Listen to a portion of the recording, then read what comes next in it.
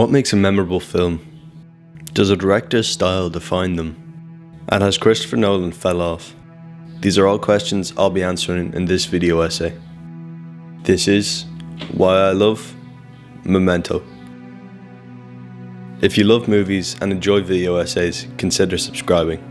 By the way, I'd like to thank everybody that's been supporting my channel. Memento follows a grief-ridden man called Leonard who is seeking revenge for the man who broke into his home, raped and murdered his wife, and also gave Leonard his brain damage that causes him to be unable to make new memories and forget things every few minutes. What is a director if not a visual storyteller? Christopher Nolan's use of visual storytelling in Memento is brilliant. In a non-linear, a very confusing film, visual storytelling is vital, not only to utilize the old but true technique of show don't tell, but also to guide the audience along with the small understanding of the timeline that they have. For example, the scar on Leonard's cheek is a great indicator of where we are in the story. Leonard gets his scar at the beginning of the movie when he kills a drug dealer called Jimmy.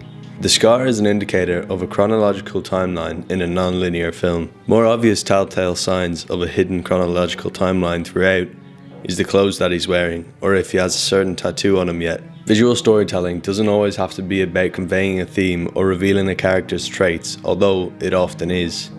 Visual storytelling can sometimes simply be a visual guide to help the audience understand things like the timeline, the location, and to reveal what characters are going to be in the scene. Christopher Nolan is such a great director and so confident in that the audience won't figure out the plot even with these visual indicators. So he reveals the plot in the opening scene. We literally see the ending of the story when he kills Teddy in the opening scene. But just as Christopher Nolan expected, on first watch we think that Leonard has actually found his wife's murderer. But in fact, we learn that Teddy, or John Gamble, was actually just a cop who was abusing Leonard's memory loss to make him kill drug dealers that have the initials JG, while stealing money from the drug dealer. Leonard lies to himself that Teddy is the real John G by giving himself enough clues for him to piece it together after he forgets it in a few minutes. A major theme in Memento is lying to yourself, which I'll be talking about in the story part of this video. But Christopher Nolan uses this theme to his advantage by using visual storytelling to push the connected point that memories are unreliable. Even Leonard is adamant on that. Draw conclusions, facts, not memories. That's how you investigate. I know, it's what I used to do. Look, memory can change the shape of a room, it can change the color of a car. And memories can be distorted. They're just an interpretation, they're not a record. And they're irrelevant if you have the facts. Yet when Leonard wants memories to be fact, he uses them as that. The visual storytelling of intercutting shots of his wife performing similar action as Leonard shows that maybe he's just making up or embellishing his memories. Nolan's use of these visuals is brilliant. The final thing I'd like to talk about on the topic of visuals is the black and white segments of the film. To me, these segments seem like the most factual part of the movie, because Leonard was finally telling us about the one part of his life he knows as fact, his life before the incident. We learn about Sammy Jankis and his past life. This part of the film was set up to be the most easy and understandable part of the movie. And Christopher Nolan using the color coding of black and white, which is associated to be truthful, and it turning out to be the most fictitious part of the movie, is a great idea from Christopher Nolan. Christopher Nolan is a great visual storyteller and he puts those skills especially to use in Memento. And this is just one of the reasons why I think it is a great film. I mentioned the question, has Christopher Nolan fell off? Has his films gotten worse? Well, what I can say is that they've changed.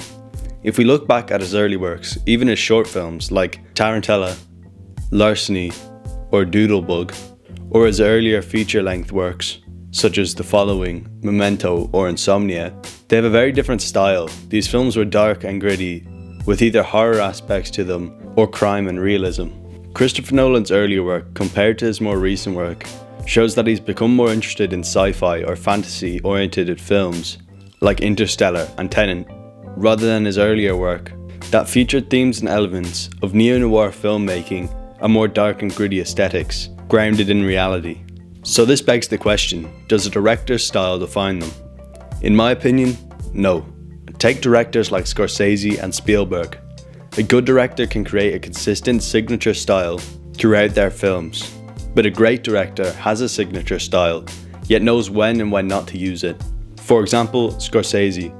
Sure, he's known for making gangster films or religious epics, but when it's needed, He strips back all of the cool freeze frames and notable soundtracks and simply produces a masterpiece. Or take Spielberg.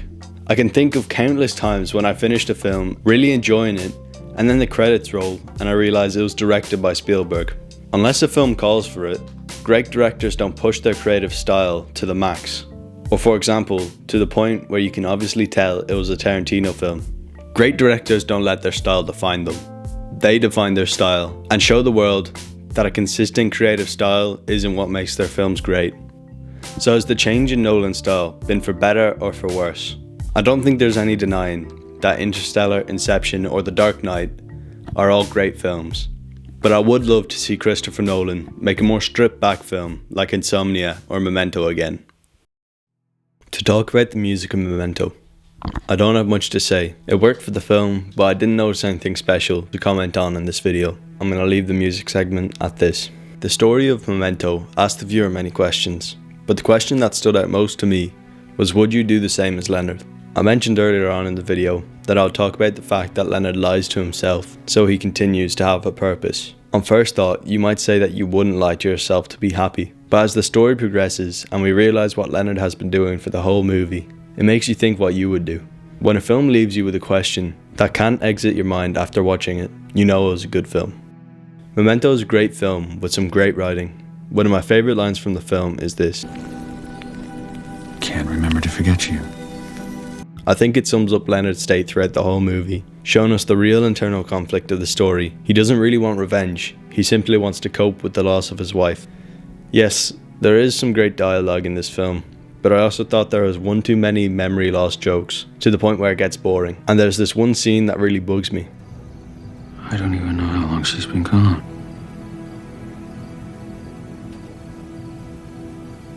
It's like I've woken up in bed and she's not here because she's gone to the bathroom or something.